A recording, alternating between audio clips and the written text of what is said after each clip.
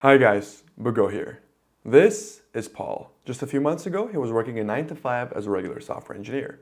But in reality, it was more so a 7 to 7 because they forced him to be back in the office while leaving his wife and kids at home. So Paul was experiencing unpaid overtime, days lost with the commute, nights lost with the jury ticket, and unpaid income, plus working on meaningless software. Fast forward a few months, and Paul completely flipped the script. He now works on whatever he chooses to work on, whenever he wants to work. Furthermore, he does it async, remotely, and he doesn't have to rely on an employer to make his income. And best of all, he doesn't have to have any sleepless nights, he doesn't have to miss any dinners, and he makes more than he previously did. So in this video, I'm going to break down exactly how Paul did what he did, such that you too can do the same thing. Let's get straight into it. So Paul, go ahead and just introduce yourself for everybody.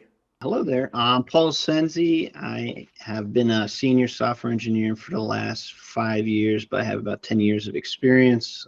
I worked at several companies. One was Fidelity Investments. Another one was called Message Broadcast. So I have a lot of experience in software development and financial services. But I don't love the financial services, so I'm finally out of there, and I'm really happy about it. So, Well, that's good to hear. I remember when we first talked, you did voice your, let's call it discontent, to say the least, I guess. We can choose other words, but we'll go with that. I was certainly ready for something new. Let's put it that way. Yeah, most definitely. Paul, how long has it been since you've been part of C2C now? I think you joined Uh, well, depends six, on 7 months ago. if we count when I actually joined or when I was just messaging you on the side, and you were gracious enough to talk to me, even though Oh, I yeah, wasn't yeah, signed up yeah. yet. That's, That was yeah, at there least was like that. 2 or 3 months. Yeah, yeah, and then there was that like 3 month gap that Yeah, a little bit we more. could discuss the gap. It'll be a part of there. So yeah, I think technically I started in January, but we had been talking back in last October, November, where I was basically ramping up. I had already formed my LLC and Mm-hmm. was ready to go, whether you were coming along or not. So, Mm-hmm. but I didn't have any direction. So that's what I ended up joining for because I needed that direction and that mentorship. Otherwise, I was like, I could figure this out on my own. It's not a I big deal. think it was like But January, but then I think we officially started like 3 to 4 months ago, once that period was over, and I think we had oh like a yeah, mini refresh. so yeah, I had joined C2C back in January, and then I took a 3 month hiatus in the sense that I had found this job opportunity that ended up not being a job opportunity and was actually a big scam, and I lost a lot of money. So then we had to turn that around and actually build a business instead of trying Yeah, to make so money quick. definitely had a motivation, so to say. Yeah. They have a term, it's a little bit crude, but they say lit a fire under one's ass, right? That's essentially what it is when you have no other choice. But Yeah, and then also the back to office mandate oh yeah, I remember that was too when they required impending you. as well. Okay, So we yeah, kind of we had two fires. We had two several fires. Well, it fires was getting good. It was good. started. It was a fun period. It was a fun time. I remember those days. Paul, I guess tell me a little bit about why you even wanted to join Code to CEO and what was your life like before joining? And when I say life, I don't mean like, to the nitty gritty detail, but just in general, the before and after type of thing, like main differences. So probably the last like 4 or 5 years, I had been working from home. I had moved back to my home state when Mm-hmm. my wife and I decided to have children, and it was fine working from home, but it was also um, it kind of impacted how we lived our life. Just how I was just always working on the computer, and then also having family life, which I still do now, but before it was very rigid. Um, right now, probably should be more rigid, but right now it was very rigid. It would start work around 8, get off usually around like 5 or 6, have like a little bit of in between. So it was definitely very peachy. It was not too bad, but I was also just very bored at work. I had become the tech lead of one project where I had worked on it for about a year, and I just kind of had enough. They put me on a new team, and I was just like, all right, I don't know. I got to figure something out. I'm not even working with the people that I had been working with before. So I like knew those guys personally because I worked with them like in the office probably like 6, 7 years ago. So then I had no more ties basically to the company because I was basically hanging around because I liked the people that I worked with. But then I was working with people I didn't particularly like as much.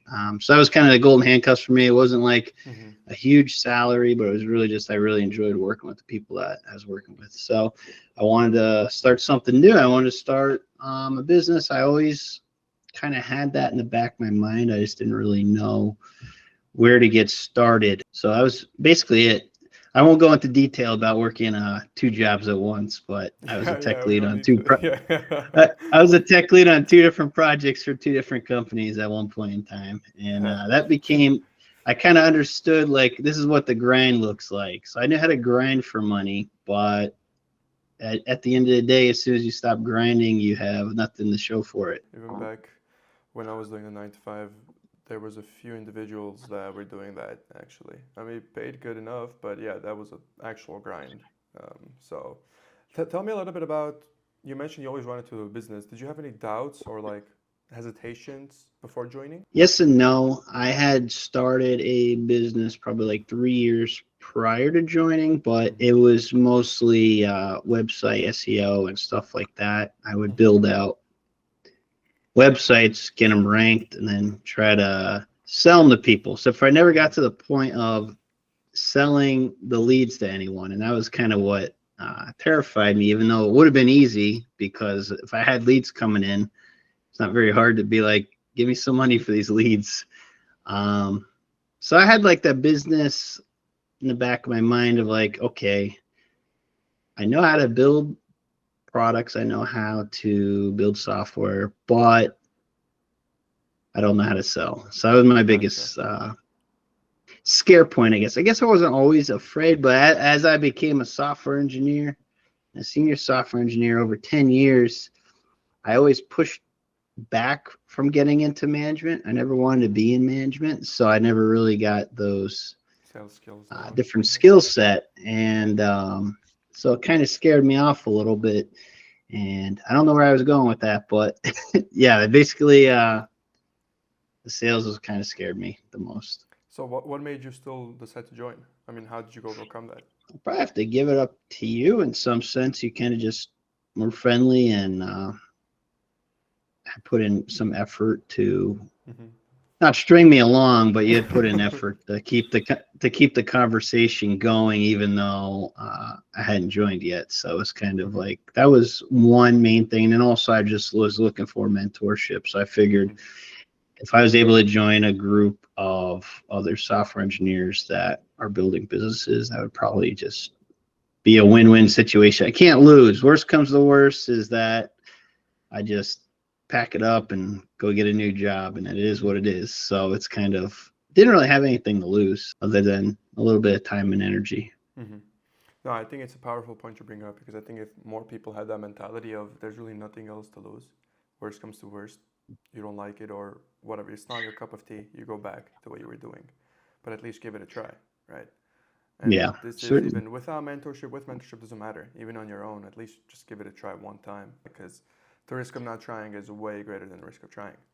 I guess following up on that, Paul, what would you say was your biggest breakthrough or transformation that you've experienced? Now, this can be like an actual result-based transformation, or it can be sort of like mental and thinking transformation or belief-based transformation. Yeah, sure. So I haven't really talked about this, but I'm a man of faith. I believe in God. I believe in Jesus. I Mm-hmm. believe in all of that, and that's kind of what pushed me into the entrepreneur route, because if you're able to own a business and you're able to grow it, you're able to have a greater impact on other people's lives. And that's really why I wanted to start the business. Mm-hmm. That's kind of how I ended up getting into that scam also, because I was like, oh, this is going to be easy money, so I'm going to be able to help others out, because that was always my intention, was to help others out along the way, not just looking to make a ton of money and spend it lavishly. I don't spend too much money. Well, if you saw the house I lived in, you'd say I spent a lot of money, but otherwise not so much. But other than that, that's really what drove me to I wanted to build a business for my family, for others, and be able to help others out. The breakthrough moment for me was when I had joined BNI Group, and I actually got to talk to other business owners, and it's like, oh, these are just like people, and you could just talk to them. Whereas before, in my mindset, it was just kind of like, okay, I'm a software engineer. All I could do is code, and that's kind of all I could do. And I'm going to build some stuff for some people that pay me money to do it. And that was kind of what I'm still doing now, but I own the outcomes. I own the code for the most part, depending on what project it is. But yeah, that was the biggest breakthrough, and just getting like my first sale, even though it was $100 a month subscription for something really silly, but it was it. But still, it was like, okay, this is my first money that I made as a business, not as an employee. And then obviously I got the bigger contracts that came in, a couple contracts that were worth 10,000 plus. So you had a very eventful journey, I think. I think out of most of the students, you probably had the, when they say, "Oh, I'm gonna have a story for the kids." Yeah, I got stories. Yeah, you definitely got stories. That's for sure. That's for sure. It was one I of don't the know more if we'll go eventful into ones. great detail here, but Yeah, we don't have there's to. We plenty don't of have to. stories. No, we don't have If to. anybody hears this and wants to hear That's some maybe for later. stories. For now, we could just keep it casual. But I mean, along that route of, because I think you did mention it. At least most of the people that mentioned it were, they thought, okay, I'm a software engineer, all I can do is code, and then they realized, wait a minute, business owners are just regular people. I can go talk to them, and hell, even sometimes they see me as the authority. Because what most people, because you did the BNI, you also did Chamber of Commerce, I believe. You joined Chamber of Commerce too. What most people said when they joined the BNI or Chamber of Commerce, they said, I didn't expect the business owners to be more interested in me than I was in them. Because they're like, oh, wow, like you're a software engineer, what's to talk about AI, this and that. That's what also most people didn't quite understand, is that, wait, they're regular people, I can go talk to them, and they're also interested in me. Outside of that, what would you say surprised you the most about the journey? Before and after Code to CEO, or during, I guess you should say. What surprised me most was how easy it is to sell when you actually provide the value. Because I tried to sell to a couple people without really understanding like the value of what they were trying to achieve, and it didn't go so hot. There was an insurance company that I was trying to work with, and I was trying to sell them like this knowledge-based thing. This was kind of like my own idea based on the input that I received from her. She was saying that they were having trouble with communication and being able to do like research on insurance and stuff like that. So I was like, oh, I could build something up for you here. It only costs you like $10,000, blah, blah, blah. And she just like, yeah, I'll have to think about it. I know she had the money. She could have easily have paid for it, but the solution I was providing was not what she particularly wanted, or possibly the industry didn't want. She was kind of more old school, but also, yeah, so it was interesting. So then just really figuring out those pain points and understanding them and kind of speaking their language has been a game changer, because now when I joined the BNI group after joining Code to CEO, I learned how to actually talk to these people. Whereas before I was still talking mostly technical, not too bad, not too technical, but it was enough to just for them kind of their eyes to glaze over, or Hmm. kind of just like get bored with the conversation. So it's kind of getting that skill set to communicate properly with these business owners. That was probably the biggest hurdle. I still tend to go back to technical jargon sometimes, but I try not to as much, depending on the business, especially like roofing and Hmm. construction. They're just kind of like, what are you talking about? So I try to it depends on the size of the business, but even still. Yeah. Definitely. So then another one was property management software, and I kind of put myself out there in some on LinkedIn, and did some cold outreach to a guy that was asking questions. We got in touch with each other. We ended up talking, and then I sold him on the call within 15 minutes, and I didn't even have anything. It was just like, oh, I know how to solve that problem for you. And he's like, all right, how much is it going to be? I told him a number, and within literally 1 second, he was like, done. So I definitely undersold myself, but Hmm. Yeah, I we was like, talked oh, about that. Usually too. the solution probably could have been double or triple the amount that I had quoted him for. But I kind of figured, okay, the what he needs is, it would probably only take this amount of time for me. It'd only take a month, so I'll only charge this much. So that was kind of, it wasn't really value based. It was more time based for me on my one of my first sales. So I guess let's dive deeper into those results. So you've achieved quite a bit already, and I know you're on a track to doing even more. I have no doubt about that. But I want you to tell me a little bit about the asymmetry of it, with regards to the amount of work you're putting in, the effort you're putting in, what you're getting out of it, as opposed to back in your 9 to 5 days. Talk a little bit as well about, for example, that LinkedIn conversation. I remember we were discussing, you like, when you sent the DM, you weren't expecting anything to come out of it. And all of a sudden, he yeah, hops on a call, you sell it to him, no objections, you don't have a product, and you're kind of like, what just happened?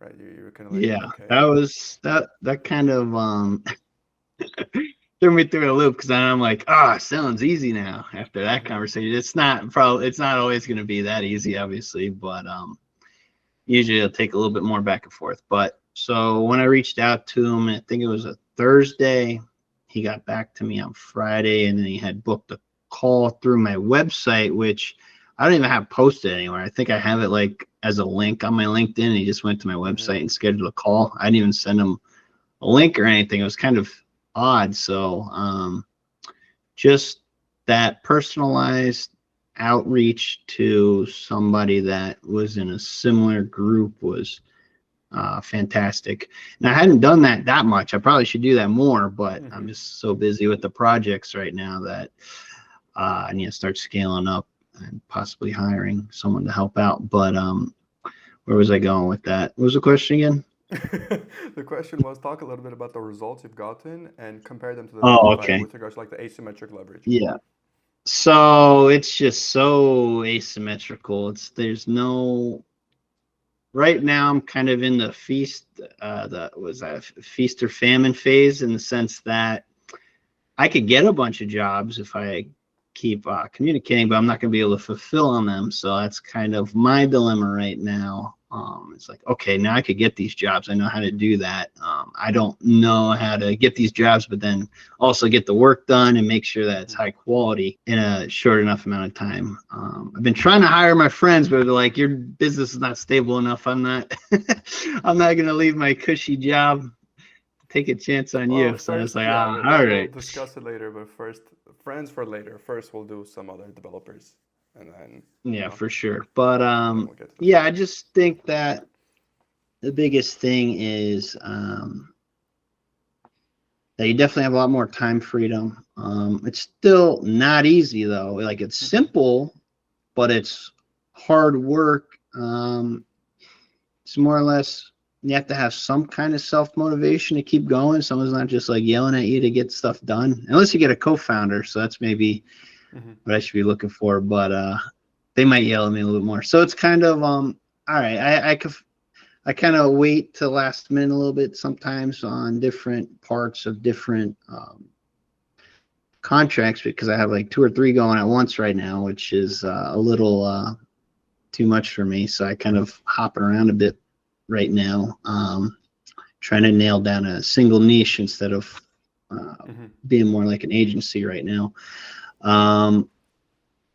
So we're trying to just figure it out, and you're helping me along the way. So that's kind of I think I've asked you over 1,000 questions by now. I think I've I asked you the think, most questions out of anyone in Code to CEO.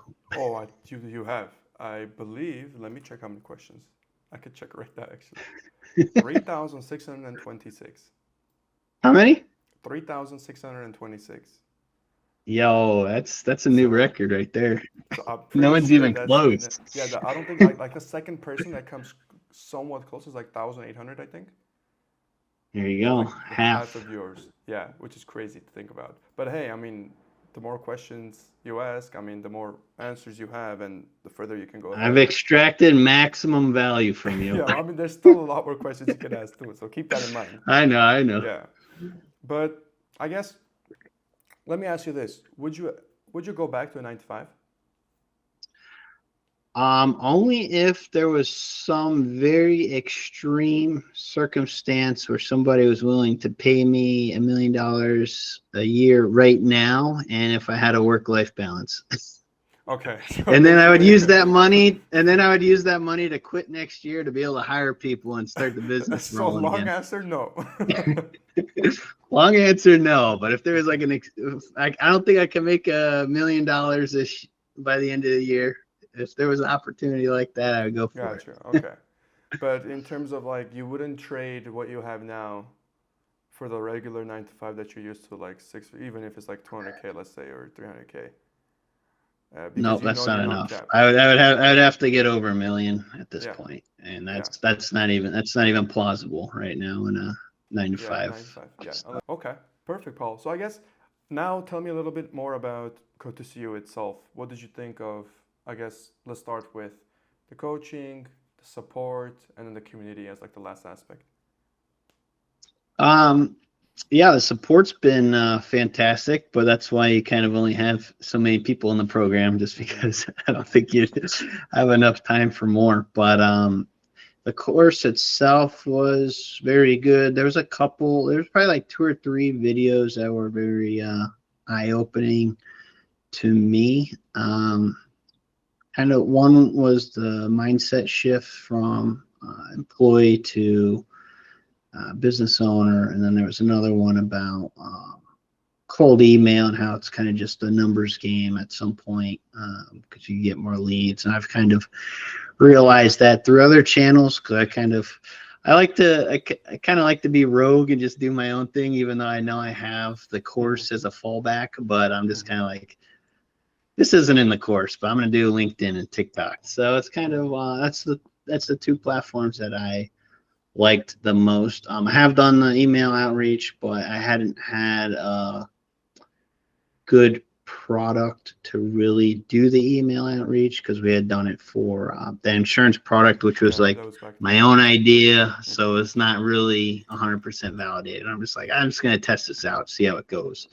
But just really the time leverage. Yeah, it was actually YouTube. I think it was the in-person thing. What was that called? Mastermind. Yeah. Your mastermind that you had with Code to CEO Mm-hmm. members. Just really like the time leverage of like, oh, the only way that Elon Musk was able to earn this amount of money in a short amount of time was leverage. And it's like, oh, okay, yeah. So leverage time and leveraging other people and just building that business because you're not going to be able to just do it all on your own. So that's kind of Mm-hmm. where I want to get to that next phase soon. Mm-hmm. Well, we As got the I've 0 to 1, right? So now you're making decent income. Yeah, 0 to 1 was the Yeah. hardest part for sure. I'll Oh, put it that 100%. way. That was definitely 100%. the hardest. But now that kind of gain that knowledge and experience, it's not really that bad. It's not really that scary anymore. Mm-hmm. Like I said earlier, that's still not easy, but it is simple. It's still a lot of hard work, but I think it's the it's best way to more describe it. rewarding. You just put in the work, you put in the input, you're gonna get the output, and now you're at a position where you're clearing multiple 5 figures, and you're gonna scale more down the line. I need to keep up the pace. Yeah. I need somebody to shake me up every once in a while. I start getting comfortable. Like I made my money this month, so I mean, I'm good. it is difficult. Yeah, like once you're making a certain amount of money, it's difficult to like, oh, do I want to make more? Because especially if you're living comfortably, right? You have family, kids, all this stuff. But that's also why I make the videos that I make, and I share some of the, back end footage of stuff that I do, because you guys can see, okay, Mhm. there's certain things that money can buy you that you're gonna need a lot of money for to be able to live Mhm. that kind of a lifestyle, right? But tell me a little bit about what you thought of the community as well as I guess our one-on-one calls. Um, from the community standpoint, it has been very good to hear what other people are working on, so you kind of understand pain points in other businesses. A lot of people started getting really busy, so they haven't been joining as much as they had been, myself included. But when everyone's there, it's always a great time. Kind of get to catch up with people, learn what they're doing, any pains or problems they ran into, being able to help others along the way, especially since people are in different phases Mm-hmm. of growing and starting their businesses. And then the one-on-one coaching has been phenomenal. We have our weekly check-ins. Even though we're going to start spacing them out more now that I'm just very busy and you're very busy, and Mm-hmm. but they have been really good. Just being able to review what got done, and obviously it's more intense in the beginning when you're getting started versus now you have a functioning business and you're able to just kind of keep going, not through the motions, but kind of you don't need as many check-ins. Mm-hmm. So it's kind of the next phase now.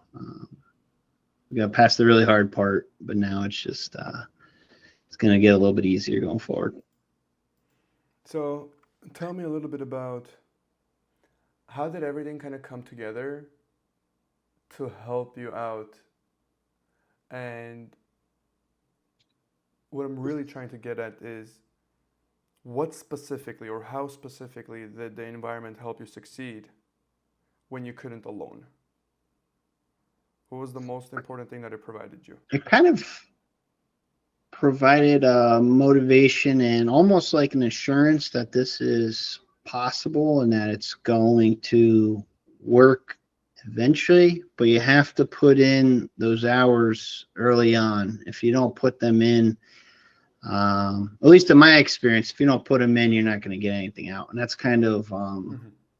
was my biggest issue when I first joined way back in like January, February, is that I kind of was working on that other thing, not really working on the business. And then eventually I got into working on the business more, but I was kind of in and out. I had joined like BNI. I was kind of, actually, I hadn't joined BNI yet. I Not think I yet, no. joined that after I left my job. And that's Mm-hmm. kind of when things got really serious, is after I had left my job, because I didn't really have any options after that. So I was kind of all in. And that's when everything changed, is when I had that extra time to really focus on it. And I also had that fire in my butt. So it's kind of Mm-hmm.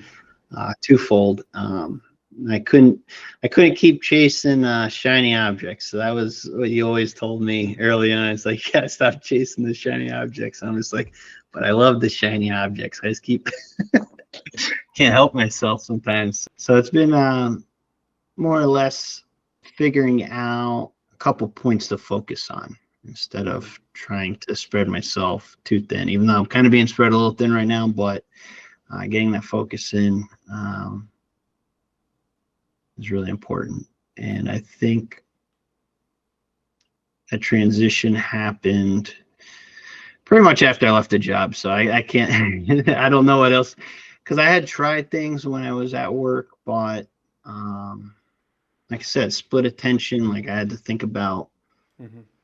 uh, the 9 to 5. I had to think about meetings that I was in. It was just uh, too much to even like think clearly about the business. Like, oh, who do I need to talk to? What problems do I need to solve? Like that stuff was always put to the end of the day. when I was like tired already and the day's pretty shot, and didn't have much energy left to really Hmm. put into the business, where you need a lot of energy in the beginning, I feel like, to make it happen. Or you just have to do a ton more outreach than I did. I don't know. That was just my experience. Maybe other people could do it, but I have kids, I have family, I have home ownership, and I'm just like, I'm done at 5, 6 p.m. I can't do anymore. And that's that. Well, the good thing is you still did it, right? So people should Yeah. really have no excuse if, like you're already busy with family, kids, all this stuff, and you still manage to do it. So there's really no excuse for anybody else. Yeah. Speaking of which, I guess what would you tell somebody that wants to join Code to CEO? Get in here. uh, really, if you ever wanted to build something of your own, I would definitely try to get into the program, because it's going to help and guide you through the process of building that business, and help you get through those really painful points in the beginning, which I think everyone kind of experiences when they're Hmm. building a business for the first time, because you need to struggle a little bit to get that experience, to get that knowledge gap. There's a huge knowledge gap, because I didn't really understand how business even works. This is recorded, but I got to figure out how to pay my tax now that I'm making more money. It's all new learnings. Whereas before, you just get your paycheck and your taxes taken right out, no big deal. Hmm. Everything's kind of handled for you when you're an employee. Now, when you're the owner, you have to handle everything, or hire someone to handle it. So it's very different. And you're kind of wearing a lot of hats at the beginning. So I'm trying to take a couple hats off soon, and streamline things a bit more. Um, You're which reminds basically me, I exactly. have to make some of my SOPs that you had mentioned like 2 weeks Yeah, ago. I forgot to SOPs. do. You gotta do the SOPs. I mean, you're exactly where like John was a few months ago. He had the same exact Hmm. problem. Except he made the mistake you didn't make. So he took on the projects that he couldn't fulfill. Yeah, Is what I I didn't. told him. But yeah, I mean, sometimes you just have to do it. But nevertheless, I mean, yeah, for now, you have to make the SOPs. We'll talk about it and then onboard a few people to help you with the extra contracts that you have. And then from there, just scale it. And then it gets into already acquisition methods, right? Organic, content, ads, and just scale to the moon however much you want to. Essentially, it's really going to be all up to you. I guess, Paul, if you were to kind of summarize everything in terms of before, after, in terms of you making the decision, rewind time back. Do you make the decision to join? I definitely still make the decision to join. And the reason being is that I kind of stated before, I do everything for God. So I'm kind of, well, I don't, it's kind of a weird way to say it or explain it. Mm-hmm. I do everything because of God. God has given me these abilities. He has given me the knowledge and wisdom to build this business. And he kind of placed me, well, he placed your program in front of me at a time that I felt was very pinnacle in my life, because I was kind of really stressed out about what am I gonna do next? Like, I'm not feeling too good about this 9 to 5. Like, I know there's something bigger out there for me. I know that I could build a business. I just don't know how. I Mm-hmm. need to find somebody that could show me how to do it. And that's definitely what this program is. Shows you how to build a business. People are available to talk to. You're available to talk to. Um, and we're all able to really collaborate and build something great, even though it might be individual. But we're still collaborating by Yeah. being able to talk to each other and having similar minded people that all kind of have not the same goal, but similar goals. Mm-hmm. So that's really what I got out of it, is that this program is allowing me to reach for those higher goals. Whereas before, my highest goal was be the best software engineer in my group.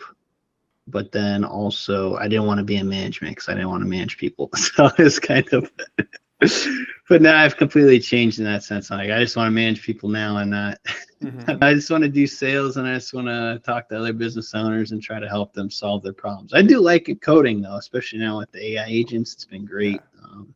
Not, definitely. I'm definitely not as good technically now, unfortunately, due to AI agents, but they're kind of like my little busy bees now. So it's great. Well, it gets the job done, gets you paid, right? End of the day. It reminds me of Sandra when Yeah. she joined. She's like, yeah, I don't want to ever do sales. Fast forward, she's like, all I want to do is sales. Speaking of which, Yeah. actually, it'll be very interesting for us to talk in about like another 3 or 4 months, see where you're at. We already got our first, well, I guess he's confirmed, he did put it, first confirmed millionaire within, it's been less than a year. So Marco, if you saw it probably, he posted it up there. Hmm. And I think by the end of the year, we can get Demir there, I'm pretty sure, with Hmm. his new offer. And then hopefully you by like, I want to say February or maybe, 2027. no, that's way February. before, No yeah. way. Yeah, you can do All February. right. We're going for it then. February, March, I think you can clear that much in revenue. Because one, you just need to All right right. now lock in terms of getting your, employees to actually help you out, and then you lock in on an offer, and then you just begin. You have the funds now for outreach, so all you do is just you scale the outreach. We'll discuss it, but yeah, I mean we've gotten this year has been really good. Next year is going to be even bigger. You haven't thanked yet to any of the masterminds, so hopefully next year Japan will be your first. Might have But to take the it's whole family. bring them. I mean, bring them. Japan definitely. It's more like a family trip type of place too. But we'll see. Perfect, Paulo. I think outside of that, we'll discuss more like on our one-on-ones. But the main thing I really want to say too for everybody watching this as like a takeaway, I think what Paul said was the perfect segue.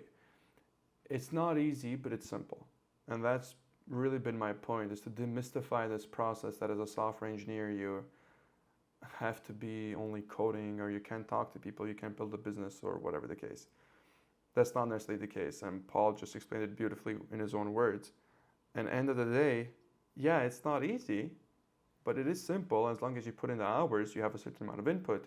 Your output is, for lack of a better word, guaranteed to a certain extent, right? Like Paul knew if he does everything that he did, he talked to these individuals, he made a conscious effort to get things done, he was going to see results, and he did.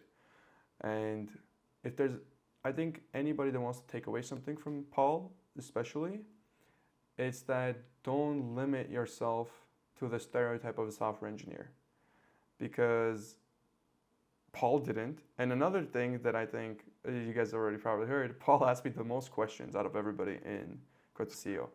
So about 3,000, like the crazy amount of questions for you guys, like to understand how many questions that is. But the good thing is that the more questions he asked, he still has tens of thousands of questions technically he can still ask because those are only part of the 0 to 1. And then now he has to go from, let's say, 1 to 10 and then 10 to 100. And there's still a bunch of questions he can ask for that. But the point is that I might not emphasize with Paul's journey is he's a perfect example of take life by the horns, put yourself out there, take the risks, break that mold of typical software engineer of stay behind the computer or stay in your room and code and actually go to these events, go to the BNIs, go to the Chamber of Commerce's, talk with people, engage with business owners, pitch yourself as an authority in software, and actually sell whatever it is that you can offer and help people out with. And then from there on, slowly scale. So Paul is a textbook example of doing that. And we did have initially definitely a story to tell. But Too many stories. that's for a later time, maybe in You have 4 months. To join to hear Yeah, them. Otherwise, if you join, then you'll figure it out. They'll be exclusive to Code to CEO members. But perfect, Paul. Thank you so much for your time.